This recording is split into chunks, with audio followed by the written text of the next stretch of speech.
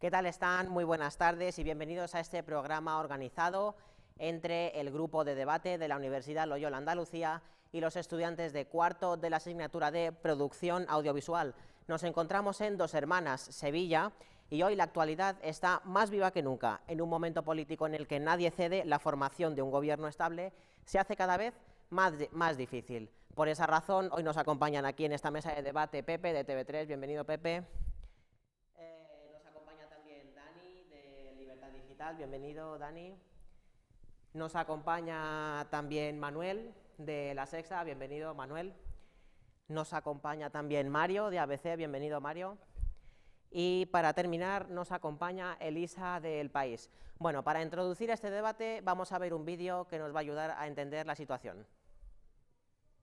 Preacuerdo para un gobierno de coalición en España. Finalmente, el Partido Socialista, ganador de las últimas elecciones, y el grupo de Unidas Podemos pactan gobernar conjuntamente. Esta fue siempre una exigencia de la formación de Pablo Iglesias, que tras las divergencias entre los líderes llevó a unos nuevos comicios. Nuestra compañera Susana Caparrós Calpena nos trae los pormenores.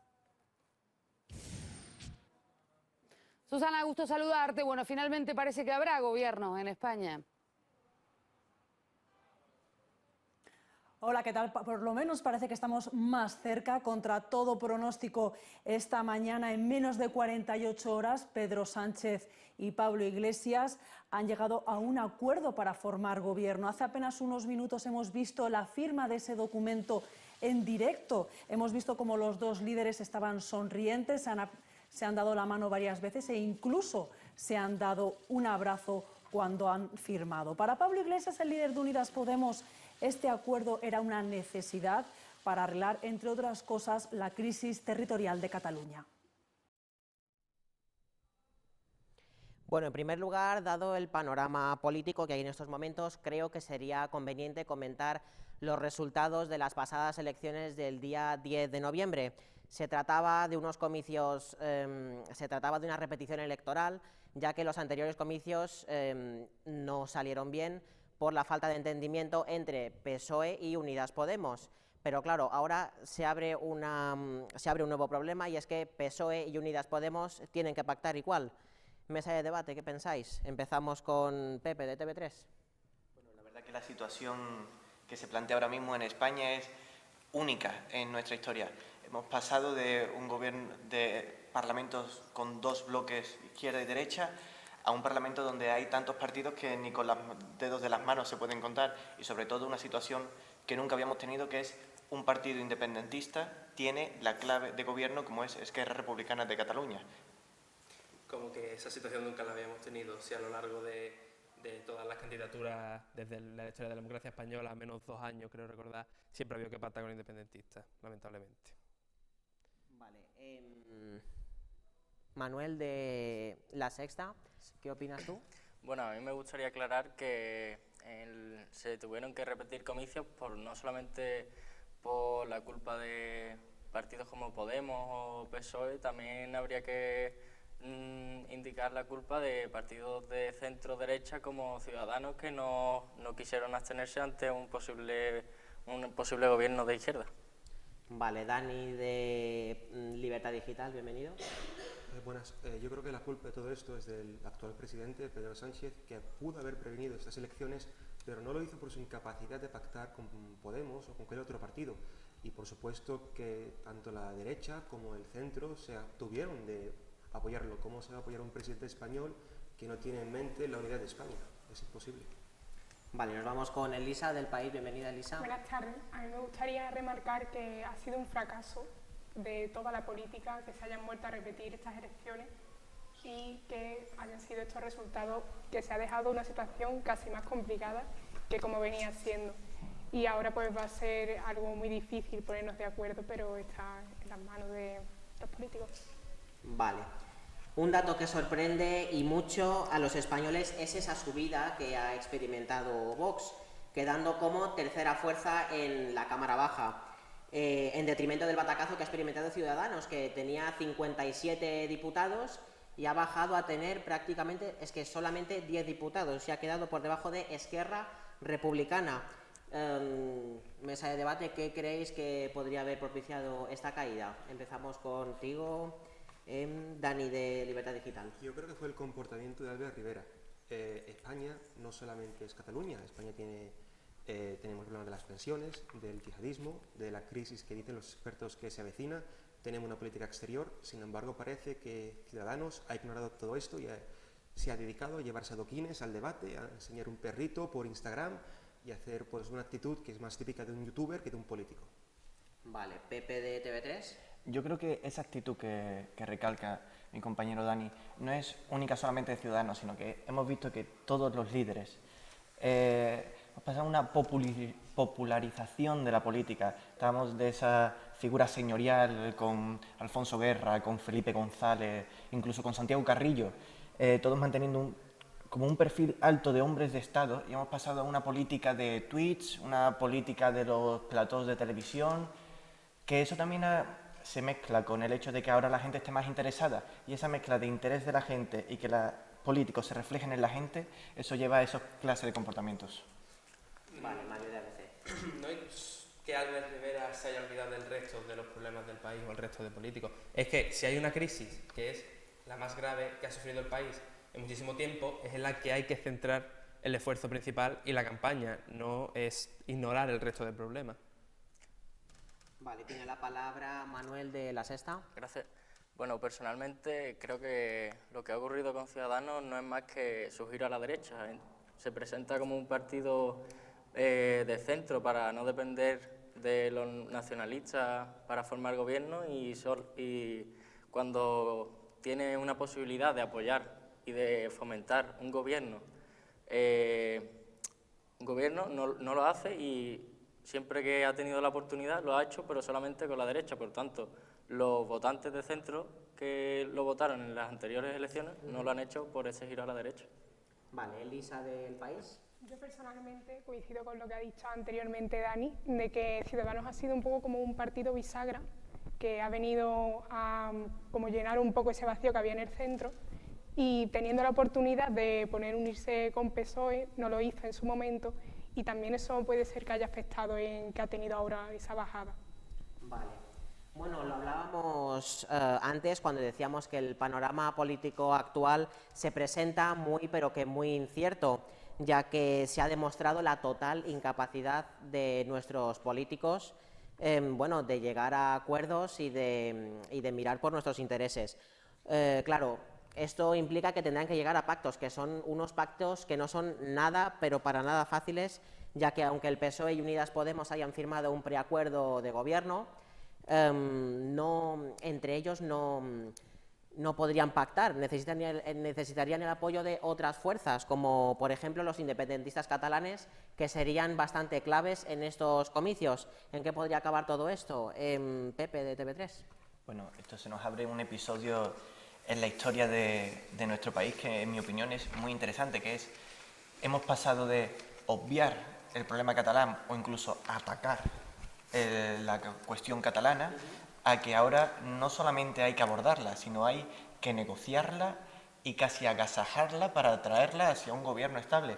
O sea, de poder aplicar el 155 a tener que poner una mesa de diálogo con el gobierno catalán y el gobierno de la nación española, uno frente al otro como iguales, para ver si de verdad hay un gobierno.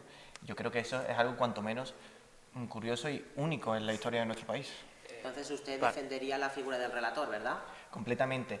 La cuestión catalana no se puede entender sin un diálogo, y yo creo que Esquerra Republicana de Cataluña, por ejemplo, lo ha definido muy bien en el contexto que lo ha dicho a sus militantes.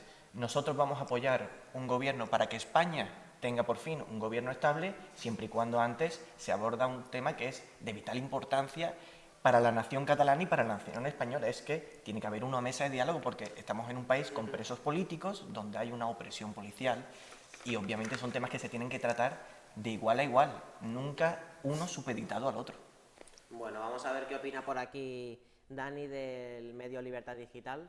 Mi compañero Pepe ha mencionado que el problema de Cataluña se va a solucionar hablando, pero es que los catalanos quieren eso. Esquerra Republicana, a pesar de ser el cuarto partido más votado de este país, bueno, con más escaños, ha perdido 2 escaños, que han ido a la CUP, un partido formado por terroristas de tierra lliure. cuando Esquerra Republicana quiere hablar, los catalanes votan a lo más extremo que existe en este país, que es la CUP. Pedro Sánchez quiere gobernar en España, pero si pacta con los independentistas o con el PNV, a lo mejor no hay una España en la que gobernar. Entonces, usted defiende que los de la CUP son terroristas, ¿verdad? A ver, usan la misma bandera que usaba Tierra Lliure, que es un grupo terrorista desmantelado por las fuerzas de seguridad. Los hechos hablan por sí mismos. Vale, nos vamos con Manuel de La Sexta. Sí, bueno, dejando de lado los comentarios de mi compañero, me gustaría aclarar que gobiernos de la derecha ya habían gobernado con pactos con partidos nacionalistas y de hecho el propio Rajoy dejó de gobernar España porque el PNV le dejó de dar su apoyo. Por tanto, no creo que esto sea una situación nueva ni debemos echarnos las manos a la cabeza. Vale, nos vamos con Mario de ABC. Es un desastre. Tener que formar gobierno en este momento concreto de la historia de España con movimientos independentistas es un absoluto desastre. Y más viendo que el presidente en funciones y, por supuesto, el señor Iglesias están dispuestos a negociar la libertad de Cataluña, es un total, completo y absoluto desastre. Que hayan llegado al gobierno español partidos anti-españoles me parece una catástrofe, en la historia de una de las mayores catástrofes de la historia de la política contemporánea española. Entonces, claro, entendemos que usted sería partidario de, bueno, no sabemos si sería partidario, pero sería partidario usted de ilegalizar esos partidos que son independentistas o separatistas. En el momento que rompe la Constitución, cualquier partido que rompa de esta forma la Constitución y atente contra el Estado de democracia español de esta forma, debería ser ilegalizado, efectivamente. Vale, nos vamos con Elisa Estoy del de País. acuerdo en cierto modo, pero creo que es un pacto difícil, pero no imposible. Porque también escuchando las diferentes nacionalidades de los diferentes partidos, pues se podría llegar a un acuerdo, ¿no? Porque todos tenemos algo que aportar. Pero, sin embargo, creo que un pacto entre PP y PSOE sería más factible a la hora de formar un gobierno, porque representa más también a los intereses de los ciudadanos. Entonces, vale, sí, tiene la palabra. Gracias. Estoy completamente de acuerdo. Si de verdad el señor Sánchez quiere lo mejor para España, para el futuro de la nación, para el futuro de la democracia, debería hacer un pacto PSOE-PP sin duda ninguna y no tener que pactar con Unidas Podemos y con independentistas. Yo personalmente sí.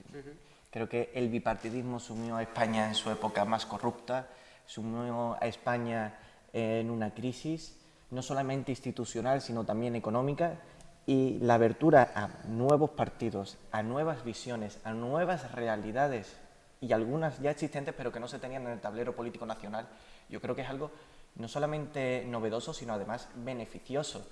Cuando mencionaba mi compañero que se tienen que ilegalizar partidos independentistas, Alemania, Francia, en toda Europa hay partidos de carácter regionalista que representan simplemente una voz que quizás en el terreno nacional a veces no es escuchada. Tenemos por primera vez en el Congreso un diputado de Teruel existe.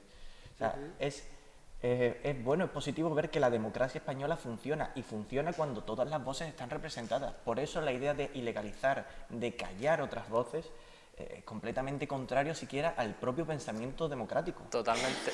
Es bueno, pero resulta también curioso que hay una mayoría que ha votado más a la derecha, por eso se han equilibrado ambos partidos, PSOE y PP. Entonces, ¿cuándo hay más democracia, no? Bueno, hay más democracia empezando por la libertad de existencia de partidos. No significa que los ideales de ese partido deban de ser ilegalizados. Ya es que se están comentando aquí unos ideales que van en contra de la democracia. Vale, por aquí Dani me pedía la palabra también. Sí, ay, bueno. Perdón, Dani, no Mario. Vale, de ABC.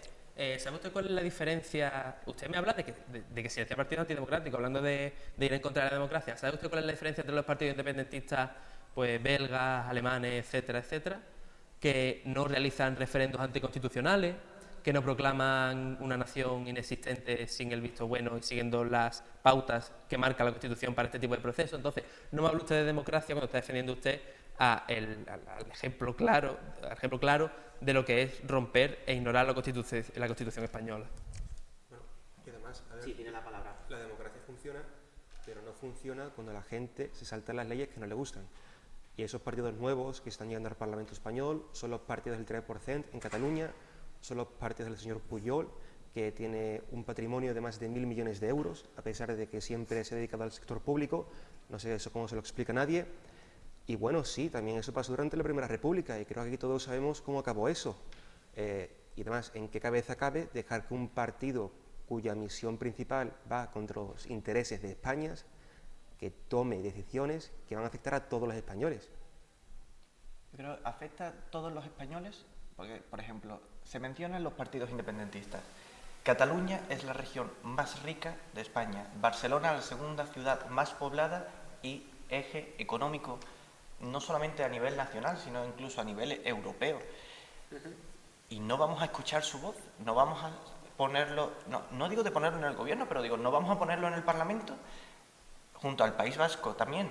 Son realidades diferentes, son conceptos diferentes, pero es que además son motores de la economía española, al igual que Cataluña aporta mucho a la nación y por tanto ese aporte tiene que ser reconocido cuanto menos, y se reconoce en una mesa de diálogo y se reconoce pidiendo que si tú quieres un gobierno estable, tú vas a tener también que pactar con uno de tus principales motores económicos como es la nación catalana. Vale, tengo que hacer una pausa, nos vamos a publicidad, volvemos en un par de minutos. Gracias.